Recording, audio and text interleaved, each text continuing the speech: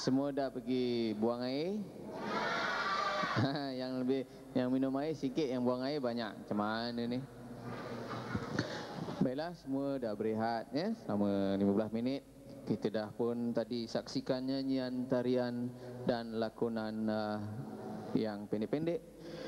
Kali ini para hadirin sekalian, kita dapat ataupun kita akan menyaksikan sebuah lakonan, sebuah drama. Ya, drama ini ditulis dan diarahkan oleh saudara Jasmi Ahmad Dali, ketua kumpulan Seloka, tapi kali ini beliau tak menulis cerita yang berunsur komedi, tapi beliau menuliskan cerita seram, cerita seram untuk kanak-kanak. Jadi kita sama-sama saksikan ya. Teknik diarahkan oleh J.A. Halim dan urusan-urusan belakang pentas dibantu oleh saudari Kamisah dan bouncer Kamisah juga ada. Dua Kamisah, yang satu kecil, satu besar. Dia mah yang ketawa je yang tahu. Baik, saya tolong beri signal kalau dah siap. Itu signal nak kacau Mina tu. Psst, psst. Kau dah kahwin tau Samad. Oh, gatal juga Dah belum bang?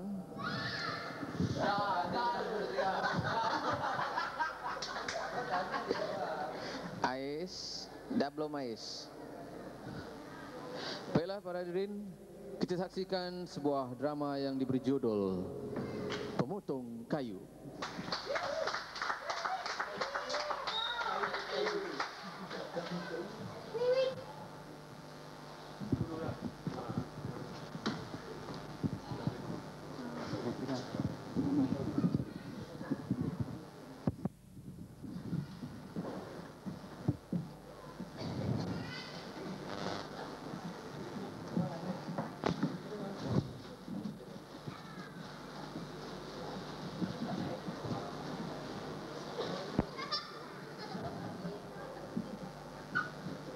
Zaman dahulu, ada sepasang suami isteri tinggal di sebuah pondok buruk di tepi kota. Si suami bekerja sebagai pemotong kayu untuk mencari nafkah hidup. Walaupun mereka hidup dalam kemiskinan, tetapi mereka sedar sikap bodoh dan tamak akan membawa pada kerugian.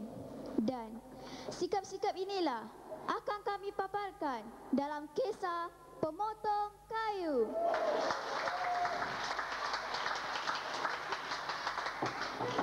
Hai Pak, di mana nak potong kayu hari ni? Di tempat biasa, tapi kali ni tentu kehutan sikit. Banyak tak kayu-kayu di situ? Banyak juga. Kayu-kayu di situ boleh tahan mutunya. Pembeli tentu sudah membeli kayu kita. Ada pula orang lain yang selalu datang ke situ? Ada juga.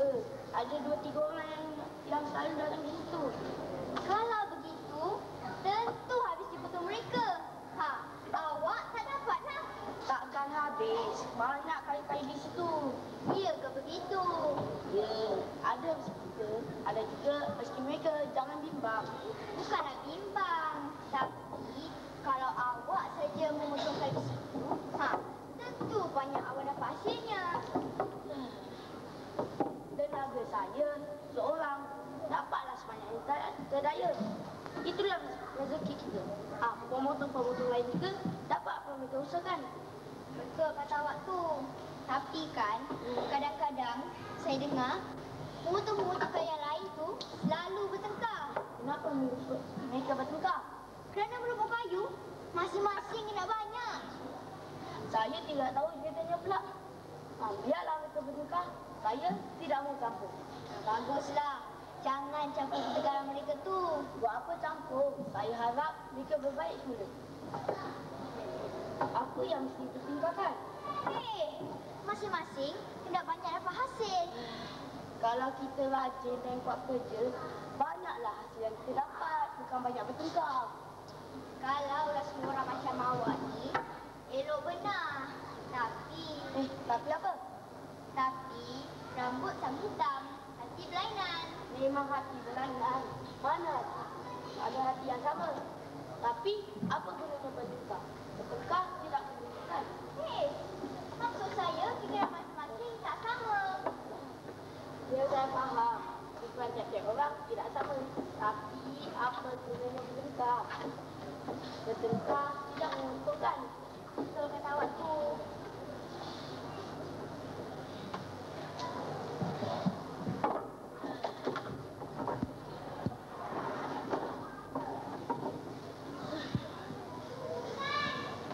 Baiklah, saya nak pergi potong kayu. Nanti lambat pula. Pergilah. Mana tu bang? Ini bekalan air dan jaga rebus. Baiklah. Baik-baik jaga diri tu. Ya.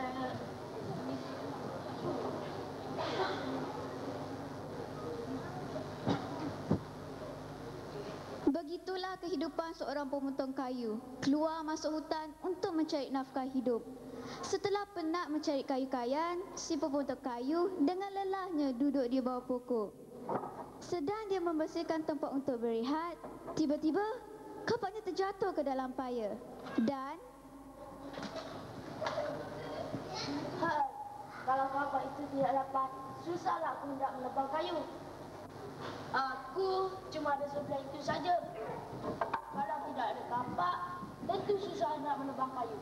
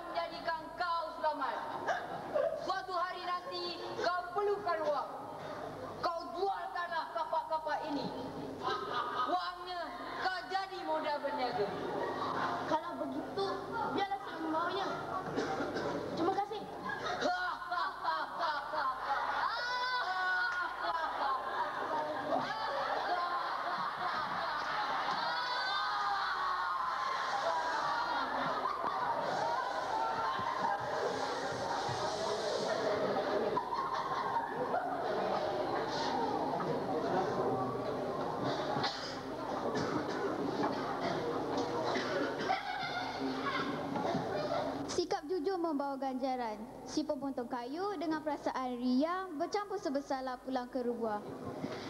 Sebersalah kerana takut diketahui oleh orang kampung, lalu menuduhnya mencuri. Tapi tetap juga dibawanya pulang. Setibanya di rumah,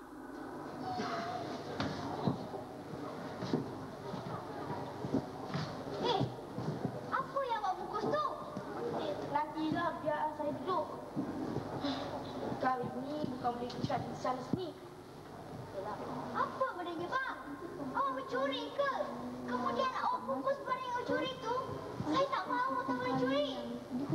Jangan cakap kuat sangat. Nanti didengar orang. Saya tak pernah curi seumur hidup. Mencuri itulah yang paling aku benci. Habis apa barang-barang tu, bang? Cakaplah. Saya ni dah tak sabar lagi. Entah apa tu aku hari. Agaknya kerana balik dan hijau, hantu air paya tempat aku menebang kayu, mari aku ganggang ini. Apa barang-barang itu, bang? Nah, kau bukalah urusan ni, tapi jangan panjat.